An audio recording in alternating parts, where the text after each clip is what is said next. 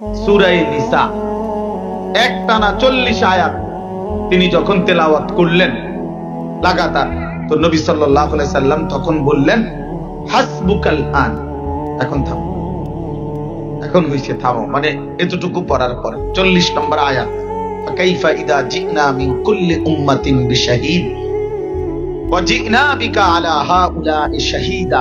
এটা ছিল 40 নম্বর আয়াত। এই পর্যন্ত পড়ার পরে নবীজি বললেন, এবার থামো। হযরত আব্দুল্লাহ ইবনে মাসউদ বলেন, আমি থেমে এতক্ষণ তো মাথা নিচের দিকে নোয়াই মনোযোগ দিয়া পড়তেছিলেন নবীজির সামনে।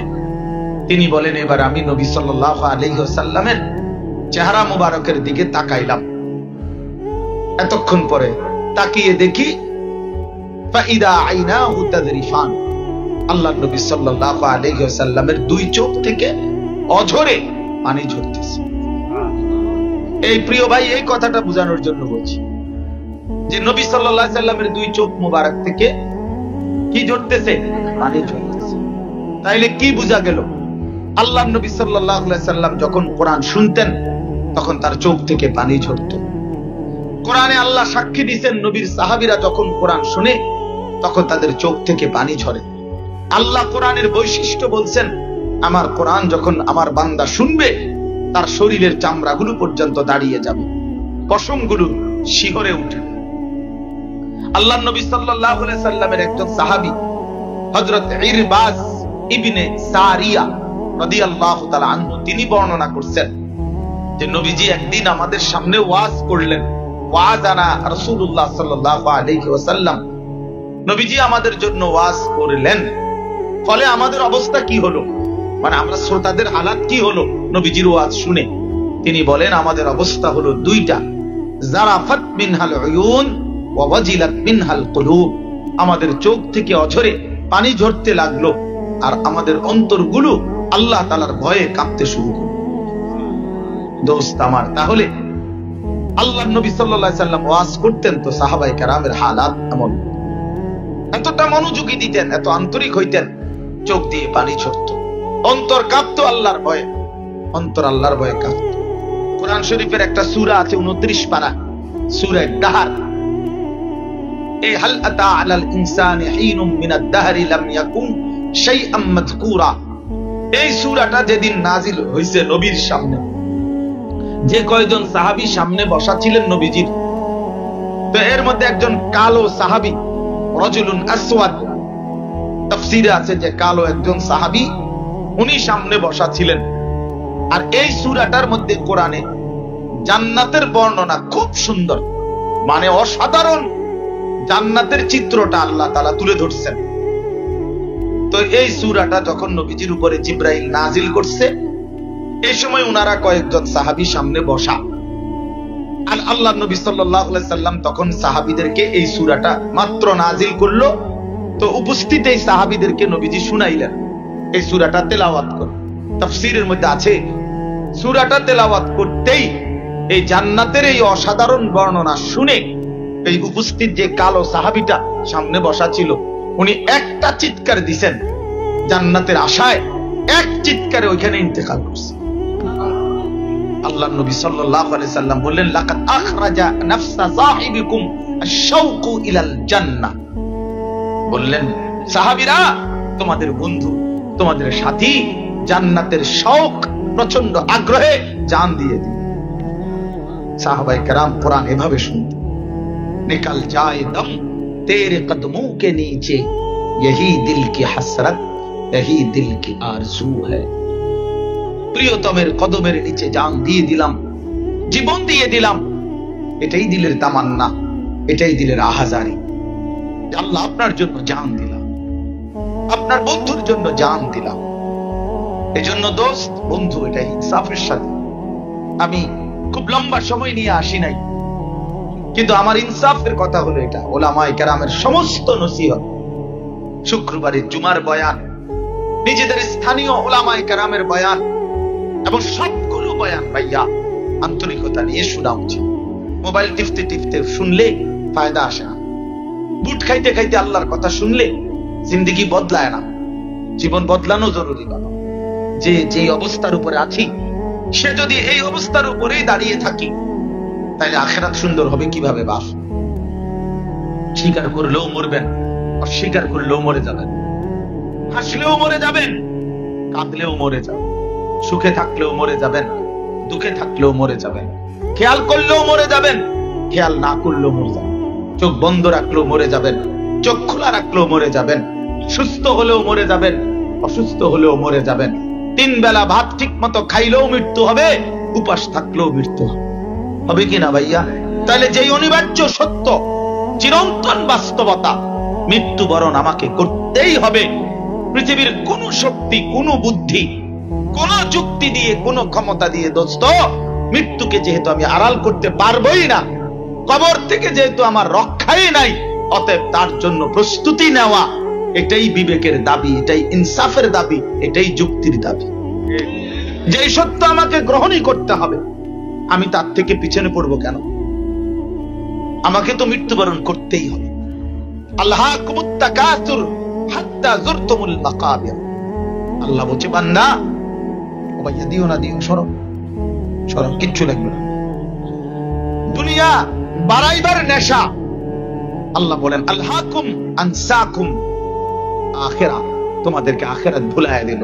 কেবল দুনিয়া বাড়াচ্ছ, আরো জায়গা, আরো জমি, আরো ঘর, আরো বাড়ি, আরো সম্পদ, আরো বাড়ি, আহা আরো আরো আরো আরো দরকার। এই আরো বাড়ানোর নেশা তোমাদেরকে আখিরাত ভুলাইয়া দিল। শাগালাকুমুদ দুনিয়া আনসাকুমুল আখিরা, দুনিয়ায় ডুবাইয়া দিল, ব্যস্ত করে দিল, আখিরাত ভুলাইয়া দিল। কিন্তু বান্দা মনে রেখো, দুনিয়া নিয়ে যত ব্যস্তই হও না কেন দোস্ত, হাত্তা যুরতুমুল মাকাবির, তোমাকে কিন্তু একদিন কবরস্থানেই পৌঁছতে হবে। কবর তোমার বংশের কেউকে ছাড়ে নাই, তোমারও ছাড়বে না, নওজোয়ান, তোমারও ছাড়বে না। যে কবর আমার, যে দুনিয়া আমার দাদারে থাকতে দেয় নাই, বাপকে না, আমারও থাকতে দিবে না, আমারও থাকতে দিবে না, আমারও থাক। প্রতিনিয়ত যে মানুষরা মৃত্যুবরণ করতেছে, তারা কেউ মরতে চায় নাই, কিন্তু তারা কেউ থাকতেও পারে নাই। জগৎ কাউকে থাকতে দেয় নাই, স্বার্থপর এই দুনিয়া কাউকে থাকতে দেয় না, কাউকে থাকতে দেয় না। অতএব আমাদের ইনসাফ, আমাদের বিবেক, এটা জন্য এটা বলতে চাচ্ছি। কলিজার ভিতরে অনুভূতি আসা, আমি মুসলমান, আমার একজন আল্লাহ আছে, আমার একজন শ্রেষ্ঠ রাসূল আছে, আমার একটা কিতাব আছে কোরআন, আমার একটা ধর্ম আছে ইসলাম। আমি কেন পথহারা হব? আমি কেন পথভ্রষ্ট হব? নওজোয়ান, আহা বন্ধু, 365 দিনে, খোদার একটা বছরে তুমি কোনদিন ফজরের নামাজ পড়লা না, তুমি মুসলমান? মুসলমানের বাচ্চা এত বড় জানোয়ার হয়? মুসলমানের ঘরে এত বড় জানোয়ার হয়? মুসলমান 30 বছর সুদ খায়, মুসলমান 30 বছর মিথ্যা বলে, মুসলমান 60 বছর পর্যন্ত বিড়ি সিগারেট খায়, মুসলমান 60 বছর বয়সেও গালিগালাজ করে, মুসলমান প্রতিদিন চা দোকানে নাচ গান, টেলিভিশন, নাটক, সিনেমা দেখে, মুসলমানের ঘরে 20 বছর প্রতিদিন রঙিন সিনেমা, নাটক, টেলিভিশন প্রতিদিন চলবে। কি মন মুসলমান বাপ, ফিরবেন কোন দিন? কত বছর পরে মনে পড়বে কবরের কথা বন্ধু? কত বছর পরে, কত বছর পরে মনে পড়বে আখিরাতের কথা? আলাম ইয়ানি লিল্লাযীনা আমানু আন তাখশা কুলুবুহুম লিযিকরিল্লাহ ওয়া মা নাযালা মিনাল হক। আল্লাহ ডাক দিয়ে বলছে, মুমিন, এই ঈমানদার বান্দা আমার, আমি আল্লাহর ভয়ে, আমার শরণ, আমার বন্দিগি, আমার জিকির, আমার কোরআন, এর জন্য তোমার দিলটা নরম হওয়ার সময় আজও হয়নি? 16 বছরের নওজোয়ান, তুমি আর নামাজ পড়বে না? এত অল্প বয়সে ছেলেরা তোমরা যদি রাত দিন এত নারী ছবি, উলঙ্গ ছবি দেখে ফেলো, আগামী জিন্দেগি কি করবা বাপ? আমার ভাইয়া বলো, আমার সন্তান বলো, তুমি তুমি কি করতে চাচ্ছ? কতজন নারী দেখলে, কতটা উলঙ্গ ছবি দেখলে তোমার তৃপ্তি হবে? তুমি থামবা কোন দিন? তোমার এই নাফরমানি থামবে কোন দিন? তোমার তোমরা যারা 5 ওয়াক্ত নামাজ পড়ো না ছেলেরা, বাবা কেন পড়ো না বলো বাপ? এত বড় আসমান দিয়ে মালিক তোমার অন্যায় করছে, এত বড় জমিন দিয়ে মালিক তোমার কাছে অন্যায় করছে। ওয়াস-সামাআ বানাইনাহা বিআইদিন ওয়া ইন্না লামুসিউন। রব্বুল আলামিন বলে, বান্দা এত বড় আসমান আমি বানিয়েছি আমার হাতে। ওয়া ইন্না লামুসিউন, গোটা কায়নাতে আসমান আমি আল্লাহ ছড়িয়ে দিয়েছি। ওয়াল আরদা ফারাশনাহা ফানি'মাল মাহিদুন। আল্লাহ বলে, বান্দা পায়ের নিচের এই জমিন বিছানার মতো আরামদায়ক আমি আল্লাহ তো বিছিয়ে দিয়েছি। দেখো না বান্দা কেমন সুন্দর করে বিছানা দিলাম, এতটা শক্ত ভারী দেই নাই, তাইলে তোমার ফসল উৎপন্ন হবে কিভাবে? পাথরের মতো বানাই নাই, এতটা নরম তুলতুলে বানাই নাই, তাইলে তুমি স্থির হইয়া দাঁড়াইবা কেমনে, বসবা কেমনে? তাইলে তো তোমার নিয়ে নড়বে। এজন্য বিছানা যেমন তোমার আরামদায়ক, জমিনও আমি আল্লাহ তোমার বিছানার মতো আরামদায়ক বানিয়ে দিয়েছি। ومن كل شيء خلقنا زوجين لعلكم না এরপরে ومن كل شيء خلقنا زوجين কই মারু হ্যাঁ ومن كل شيء خلقنا زوجين لعلكم تذكرون। আল্লাহ বলেন কায়নাতের সব কিছু আমি আল্লাহ জোড়ায় জোড়ায় নর নারী উভয় রকমের সৃষ্টি করে দিয়েছি যেন তোমরা উপদেশ গ্রহণ করতে পারো। ফাফিরু ইলাল্লাহ,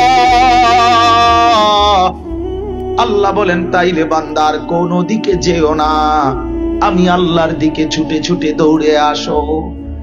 আমার কাছে আসো বান্দা, আমার কাছে আসো, আমার কাছে আসো।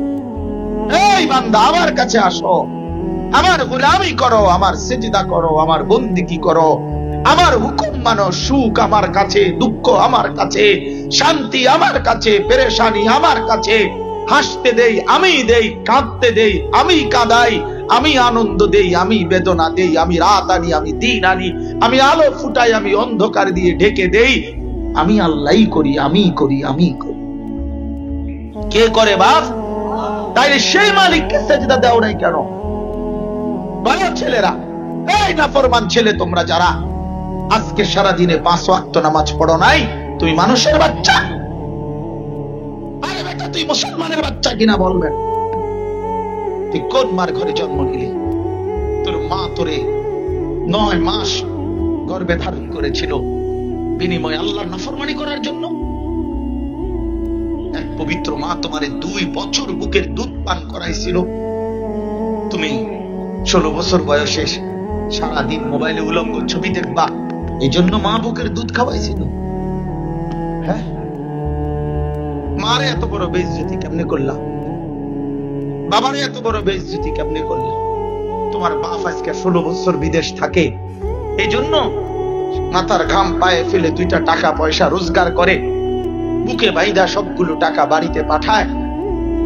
এই জন্য তুমি দিন রাত মোবাইলে নারী ছবি আর আল্লাহর নাফরমানি করার জন্য বেচারা বিদেশ করে না?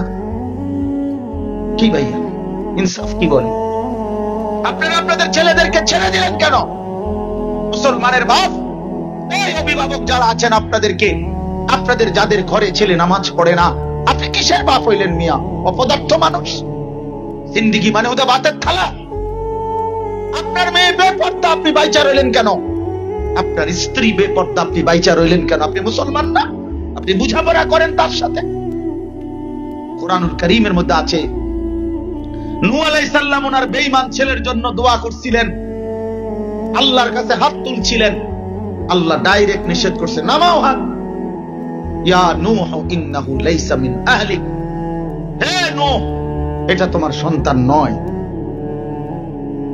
ইন্নাহু আমালুন গায়রুস সালিহ, এটা কোরআনের আয়াত কি না হুজুর? ইন্নাহু আমালুন গায়রুস সালিহ, এটা বেআমল সন্তান। ফালা তাসআলনি এমন নাফরমানের জন্য আমি আল্লাহর কাছে কিছু চেয়েও না। নূহ আলাইহিস সালাম হাত নামায় ফেলছে। নবী সাল্লাল্লাহু আলাইহি সাল্লাম আবু তালেবের জন্য হাত তুলছিল। আবু তালেবের মৃত্যুর পরে কোরআনে আছে, তাফসিরে হাত তুলছিল, আল্লাহ পাক হাত নামায় দিয়েছেন। নামান হাত। মা কানা লিন-নবিয়্যি ওয়াল্লাযীনা আমানু মাআহু আন ইস্তাগফিরু লিল মুশরিকিন ওয়ালাউ কানু উলি কুরবা। আল্লাহ নিষেধ করছে বন্ধু, কোন নবী কিংবা ঈমানদারের জন্য তার এমন স্বজন নিকটাত্মীয় হোক, যদি সে মুশরিক হয়, তার জন্য আমার কাছে ক্ষমা প্রার্থনা করা কোনো অনুমতি নেই। নামান হাত নামান। অতএব দোস্ত আমার, তোমরা যারা নামাজ পড়ো না, তুমি মুসলমানের বাচ্চা না। তুমি মুসলমানের বাচ্চা না, তুমি বেওয়ারিশ সন্তান। তোর কোনো মা নাই, মনে রাখিস বেটা। তোর কোনো বাপ নাই, তোর কোনো ধর্ম নাই, তোর কোনো মালিক নাই। তোর মোবাইল তোর বাপ, তোর নারীর ছবি তোর বাপ, তোর মনের চাহিদা তোর বাপ, তোর অসৎ বন্ধুরাই তোর বাপ। মনে রেখো।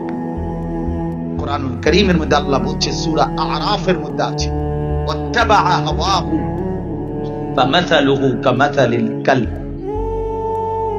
প্রিয় বন্ধু শোনো মিয়া, কোরআনুল কারীমের মধ্যে আল্লাহ বলছে, ওয়াত্তাবা হাওয়াহু, যে তার মনের চাহিদার অনুসরণ করে। আমার মনে যা চাই তা। তুমি কেন নামাজ পড়ো না? তোমার মন চাইছে দেখা। এটা আর কি কারণ? কেন নামাজ পড়লা না? কেন ফজর পড়লা না? আমার মন চাইছে, আমার মন চাইছে আমি পড়বো না। চুল রাখলা বেঈমানের মতো, পোশাক বানাইলা বেঈমানের মতো, সারাদিনের জিন্দেগি চালাইলা বেঈমানের মতো। তোমার মনে যা চাইছে তুমি তাই করো। মন চাইলে হাসো, মন চাইলে কাঁদো, মন চাইলে দাঁড়াইয়া পেশাব করো, মন চাইলে বৈশা পেশাব করো। ঢিলা কুলুক টয়লেট পেপার পাক পবিত্রের কোনো হদিস নাই। কোরআনুল কারীমের একটা পৃষ্ঠা কুদ্দুর সাইয়া সাইয়াও দেখেও পড়তে পারো না। তোমার মনে যা চাই তাই। খোদার কসম, আল্লাহ পাক বলছে, ফামাসালুহু কামাসালিল কালব।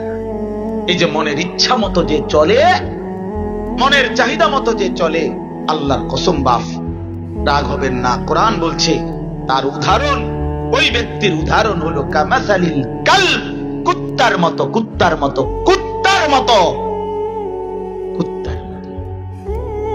বলেন হুজুর কালব অর্থ কি? তো ফামাসালুহু কামাসালিল কালব। আল্লাহ বলছেন তার উদাহরণ কুত্তার মতো। এই জন্য মনে রাখো ছেলেরা, যাদের কপালে সেজদা নাই, তোর জিন্দেগি কুত্তার জিন্দেগি। আমার নাম মনে রাখো, আমার নাম আনিসুর রহমান। আমি বলে গেলাম, আর যদি কোনোদিন সুযোগ না পাই তো একবারই বললাম, একবারই বললাম দোস্ত, হারামখোরের জিন্দেগি কুত্তার জিন্দেগি, নাফরমানের জিন্দেগি, বেহায়া নারীর জিন্দেগি কুত্তার জিন্দেগি। কেন? সে তো তার মনের চাহিদার গোলাম,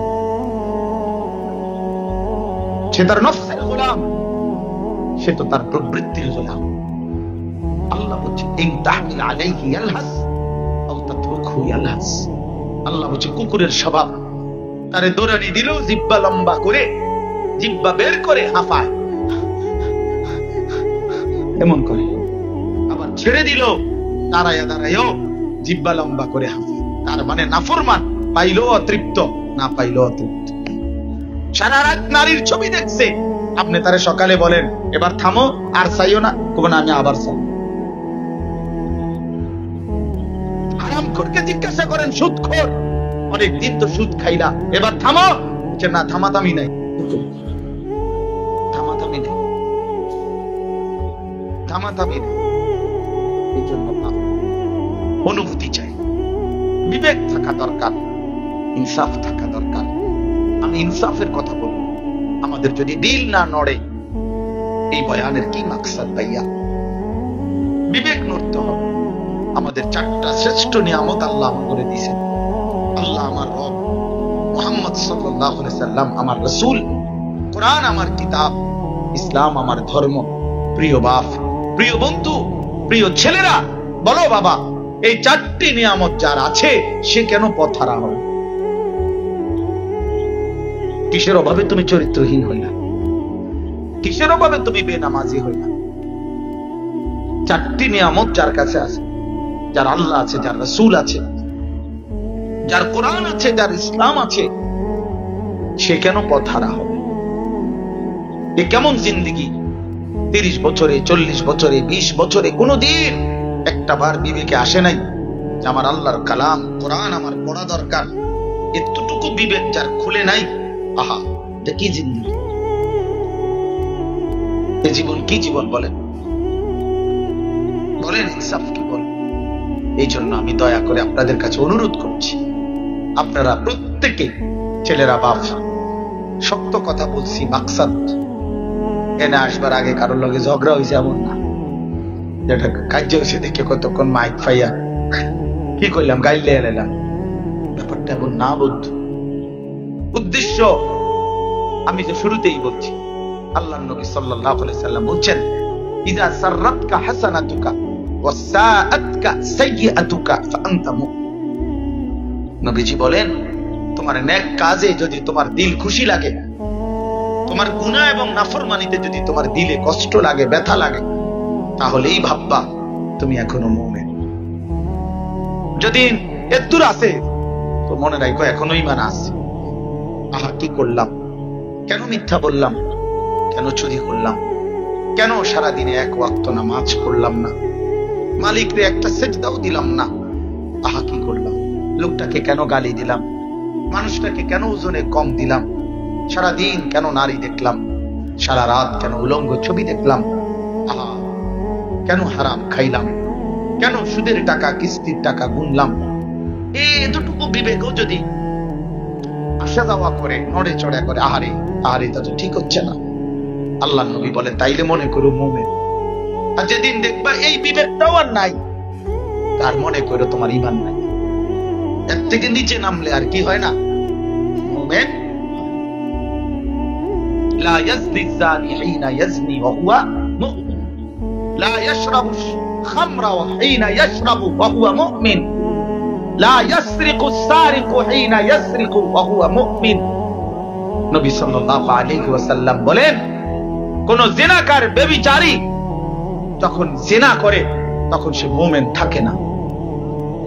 কোন মদ পানকারী, শরাবখোর যখন নেশা করে তো নেশাখোর, নবী খোদার কসম, আপনি হুজুরদেরকে জিজ্ঞাসা, ওনারা আমার চাইতে মুরব্বী আলেম, ওনা করে জিজ্ঞাসা করো ভাইয়া, নবীজি বলছে কোন শরাবখোর যখন শরাব পান করে সে মুমিন থাকে না, কোন চোর যখন চুরি করে সে মুমিন থাকে না, সে মুমিন থাকে না। এই জন্য কবিরা গুনাহ বড় জঘন্য, তার ঈমান শুদ্ধা চলে যায়। এই জন্য আমরা প্রত্যেকে ইনশাআল্লাহ ফিকির করি, আমাদের দিল দিয়ে আমাদের অনুভব করা উচিত আমাদের জিন্দেগির সৌন্দর্য। আলহামদুলিল্লাহ, তোমরা অনেক কিশোর নওজোয়ান যুবক, তোমরা দাঁড়াইছো, বসছো, আল্লাহ তোমাদের এই দৌড়াইয়া আশাকে বরকত দান করেন।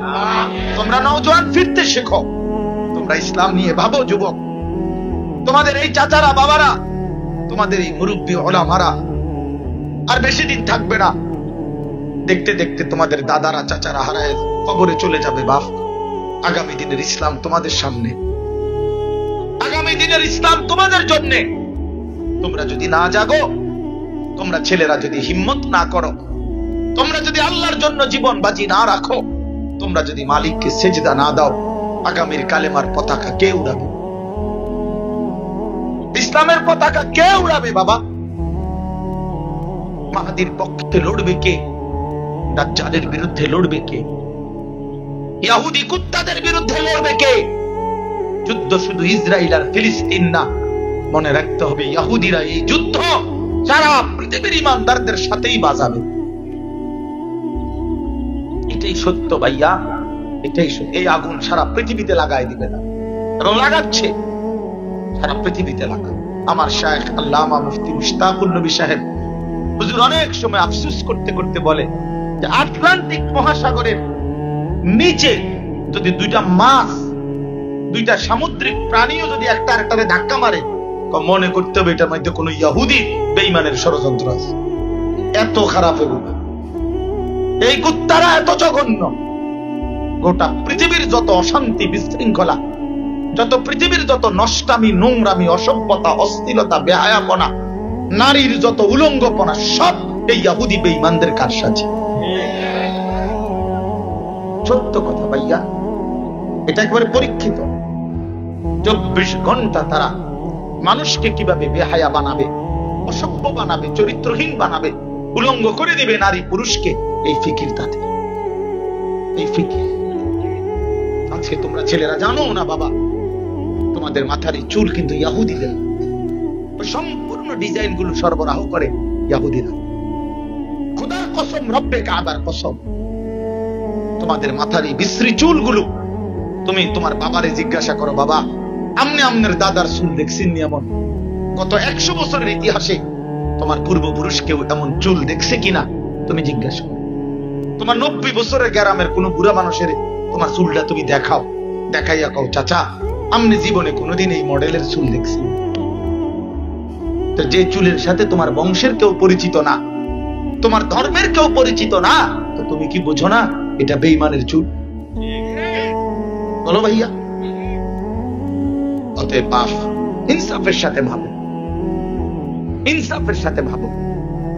নিজেদের ফিকির করলে, নিজেরা যদি আল্লাহকে আমরা সেজদা করি, আল্লাহর বন্দিগি করি, আখিরাতের ফিকির করি, ইনশাআল্লাহ আমাদের নিজের জীবনও সুন্দর হবে, আগামীর ইসলামও বিজয়ী হবে, কালেমার বিজয় হবে, ইসলামের বিজয় হবে। আমাদের পরবর্তী জেনারেশন ইসলাম পাবে, দিন পাবে, দিন পাবে। আমাদেরও তো ছোট ছেলে মেয়ে আছে, তোমাদেরও তো ছোট ভাই বোন আছে। আজকে ইনসাফের সাথে ভাবো, 16-18 বছরের ছেলেরা সারাদিন রাত যদি তুমি মোবাইল ছাড়া একটা মিনিট না চলে, তোমার জেনারেশনের কি অবস্থা, তোমার পরের প্রজন্ম। প্রিয় ভাই, একদিন তো আমিও অবিবাহিত ছিলাম, একদিন তো আমিও নওজোয়ান ছিলাম, একটা সময় আমিও বিবাহ করলাম। আমার তো এখন 4টা সন্তান আছে। আমার ছোট মেয়েটা তো 3 বছরের। তাইলে আগামী প্রজন্ম, তোমরাও তো আগামীতে আল্লাহ হায়াত দিলে, আল্লাহ চাইলে হায়াতে বাঁচলে ইনশাআল্লাহ বিবাহ করবে, আল্লাহ দিলে তোমাদেরও তো সন্তান হবে। তো তুমি যদি 24 ঘন্টার মধ্যে 1 ওয়াক্ত নামাজ পড়তে মন না চায়, তুমি যদি নারী ছাড়া, ছবি ছাড়া, উলঙ্গ দৃশ্য ছাড়া তোমার যদি সময় না কাটে, প্রিয় বন্ধু, তোমার জেনারেশন কি হবে? আমার বাপ, ভুল করো না, ভুল করো, ভুল করো। এই জন্য যারা বয়স্ক বাবা আছেন, অভিভাবক, আপনাদের কাছে প্রথম জিম্মাদারি, একটি সমাজের সবচেয়ে গুরুত্বপূর্ণ, একটি সমাজের, একটি মহল্লার, একটি অঞ্চলের সবচেয়ে গুরুত্বপূর্ণ বিষয় হলো ওই সমাজের মেয়েদের আখলাক, ওই সমাজের মেয়েদের চরিত্র, ওই সমাজের মেয়েদের দ্বীন। খোদার কসম, যে সমাজ তাদের মেয়েদের ব্যাপারে যত্নবান, যে সমাজের মেয়েরা চরিত্রবান, যে সমাজের মেয়েরা উত্তম আখলাকওয়ালা, যে সমাজের মেয়েরা শতভাগ কোরআন সুন্নাহর আলোকে শরঈ পর্দাওয়ালা, ওই সমাজ পুরাটা নিরাপদ, পুরাটা নিরাপদ, পুরাটা নিরাপদ। ওই সমাজের পুরুষগুলো নিরাপদ, ওই সমাজের পুরা মহল্লাবাসী নিরাপদ। এটাই আল্লাহ কোরআন এটা বলছেন। আপনারা শুধু অল্প একটু শোনেন, তাইলে আমার কথা শেষ। আল্লাহ তাআলা বলেন, নারীদেরকে লক্ষ্য করে, মুসলিম নারীদেরকে আল্লাহ তাআলা বলতেছেন, ওয়াকারনা ফি বুয়ুতিকুন্না। আল্লাহ বলেন, আমি তোমাদেরকে 5টি হুকুম করছি। এই আয়াতে 22 নম্বর পারা, 33 নম্বর সূরা, সূরা আহজাব, এই সূরার 33 নম্বর আয়াত। আল্লাহ বলেন, ওয়াকারনা ফি বুয়ুতিকুন্না, তোমরা নারীগণ ঘরে অবস্থান করো। তোমাদের মূল গন্তব্য, মূল ঠিকানা তোমাদের ঘর। তুমি ঘরের রানী, ঘরের সম্রাজ্ঞী, তুমি ঘর সাজাও, ঘরের সমস্ত বিষয়াদি তুমি সামলাও। আল্লাহ এটা হুকুম করছেন। দেখেন, কোন যুক্তিতে, একবারে ইনসাফের সাথে বিবেক দিয়ে ভাবলে, ওই টেলিভিশনের নর্তকী কি বলছে, সিনেমার নায়ক কি বলছে, রাস্তার মানুষ কি বলছে, এটা কোনো কথা না। ইউরোপ আমেরিকা কি বলছে, এরা কোনো কথা না। সারা পৃথিবীর সব মানুষ বললেও তো এটা মানুষের বিবেক, মানুষের আকল আর দিমাগ আর রব্বুল আলামিনের ফয়সালা বরাবর। তাহলে সৃষ্টির ব্যাপারে আল্লাহ যাকে সৃষ্টি করেছেন তার ব্যাপারে তিনি যা ফয়সালা দিয়েছেন, এটাই যৌক্তিক, এটাই সঠিক, এটাই ইনসাফ। এটাই ইয়ালামু মা বাইনা আইদিহিম ওয়া মা খালফাহুম, সামনের পিছনের সব হালাত আল্লাহই ভালো জানেন, তিনিই ভালো জানেন, তিনিই ভালো জানেন। এই জন্য নারী কোথায় থাকলে উত্তম হয় এটা সৃষ্টিকর্তা তিনিই ভালো জানেন। ওষুধ কোম্পানি লিখে দিয়েছে বোতলের মধ্যে শিশুদের নাগালের বাইরে রাখুন, এত সেন্টিমিটার তাপমাত্রার নিচে রাখুন, ঠান্ডা ও শুষ্ক স্থানে রাখুন। তা আপনি বলেন না আমি কিনছি, আমি এটা 3 সাল তুমি, তোমার সমস্যা কি? তো মানুষে কি করবে? ও খুব তুই বেশি বুঝস না ওষুধ কোম্পানি বেশি বুঝে? ঠিক কিনা বলেন না কেন? যারা প্রোডাক্ট করছে, উৎপাদন করছে, তারাই ভালো বোঝে তাদের এই গুণগত। এটা রব্বুল আলামিন বলে নারীকে তো আমি সৃষ্টি করেছি, তার ভেতর বাহির, তার দেহ, তার শরীর, তার অঙ্গ প্রত্যঙ্গের ভারসাম্যতা, গুণাগুণ এটা আমি জানি। আমি জানি এটা রোদে থাকার উপযোগী না ঘরে থাকার উপযোগী, এটা বাজারে বাজারে ঘুরলে উত্তম নাকি ঘরে থাকলে উত্তম, আমি আল্লাহ সৃষ্টিকর্তা, আমার চাইতে বেশি জানবে কে? ওয়াকারনা ফি বুয়ুতিকুন্না, এই জন্য আল্লাহ বলেন নারীগণ মুসলিম রমণী ঘরে অবস্থান করো। ওয়ালা তাবাররাজনা তাবাররুজাল জাহিলিয়াতিল উলা। 2 নম্বরে আল্লাহ বলেন দ্বিতীয় হুকুম হলো একান্ত প্রয়োজনে যদি ঘরের বাইরে যেতেই হয়, কোনো কারণে কোনো দরকারে যেতেই হবে, ঘরে থাকা মানে ঘরের মধ্যে আটকাই আলমারির মধ্যে তালা মেরে রাখা না, ঘরের কাজ সামলানো, ঘর সামলানো। তো আল্লাহ তাআলা বলে যদি একান্ত প্রয়োজনে বাইরে যেতেই হয় তাহলে অজ্ঞ মূর্খ নারীরা যেভাবে বেপর্দা বেহায়া হয়ে বের হয় তাদের মতো বের হয়েও না, বরং শরঈ ভাবে আমার রাসূলের নির্দেশিত পন্থায় কোরআন সুন্নাহ সম্মত পর্দা পরে, শরঈ পর্দা করে এরপরে বের হও। তাইলে একেবারে কোনো ভাবে বেটিরে ঘর থেকে বের হওয়ার কোনো সুযোগ নাই, মূল্য সুযোগ নাই। এটা কথা বলেন ইসলাম এটা বলছে না। বের হওয়া একান্ত প্রয়োজনে অনুমতি আছে, কিন্তু অজ্ঞ মূর্খ জাহেল বেপর্দা নারীদের মতো নয়। এজন্য একটা কথা জরুরি ফাঁকি দিয়া মনে রাখবেন, যত নারী বেপর্দা তত নারী মূর্খ। আল্লাহর ফয়সালা, আল্লাহর ফয়সালা। আপনি সার্টিফিকেট থুন, আপনি সার্টিফিকেট বেপর্দা নারী, বেহায়া নারী, মূর্খ নারী, জাহেল জাহেল, অজ্ঞ অজ্ঞ অজ্ঞ। আরে রাসূলুল্লাহ সাল্লাল্লাহু আলাইহি সাল্লাম বলছেন আল মারআতু আওরাতুন। নবীজি বলছে নারী বলে কাকে? নবী একটা শব্দ বলছে, নারী বলে যে নিজেকে লুকিয়ে রাখে, আওরাত যে নিজেকে গোপনে রাখে, আড়াল করে, যে নিজেকে পর্দায় রাখে তাকেই নারী বলে। অতএব যে নারী পর্দানশীল সেই কেবল নারী। এই জন্য বেপর্দা নারী এটা কোনো বেটিও না, বেটির জাতও না, এটা প্লাস্টিক, এটা প্লাস্টিক, বুঝছেন? হ্যাঁ হ্যাঁ, বেপর্দা নারী প্লাস্টিক, মূলত এটা কোনো নারী না। রাসূলুল্লাহ সাল্লাল্লাহু আলাইহি সাল্লাম বলছেন এই জন্য যুবক ধোঁকা খাইও না। সিনেমার নর্তকী তোমারে সুখ দিবে না, মোবাইলের ওই নারী তোমারে সুখ দিবে না, উলঙ্গ নারী তোমারে সুখ দিবে না। তার কাছে সুখ নাই, তার কাছে যা আছে টাকা দিয়া তা দেখাইয়া দিছে, তা বিক্রি করে দিছে। বেটি নিজের ইজ্জত, নিজের সতীত্ব, নিজের সম্ভ্রম যে বিক্রি করে দিছে টাকার মূল্যে, তার কাছে আছেটা কি? আর তুমি আর কি পাইবা? ধোঁকা ধোঁকা ধোঁকা ধোঁকা ধোঁকা ধোঁকা। রাস্তার নারী ধোঁকা, বেপর্দা নারীর হাসি ধোঁকা, ওইটা হাসি না, ওইটা আগুন। বেহায়া নারীর রূপ যৌবন, সিনেমার নর্তকের রূপ যৌবন, এটা জাহান্নামের আগুন ধাও ধাও করে চলে, আগুন চলে। নষ্ট হইও না বাপ, চরিত্রহীন হইও না ছেলেরা আমার, আখলাক বরবাদ করো না। যে চাহিদা আল্লাহ দিছে সে চাহিদা পূরণের ব্যবস্থাও আল্লাহ রাখছে। যিনি তৃষ্ণা দিয়েছেন তিনি পানির ব্যবস্থা রাখছেন, যিনি ক্ষুধা দিয়েছেন তিনি খাবারের ব্যবস্থা রাখছেন।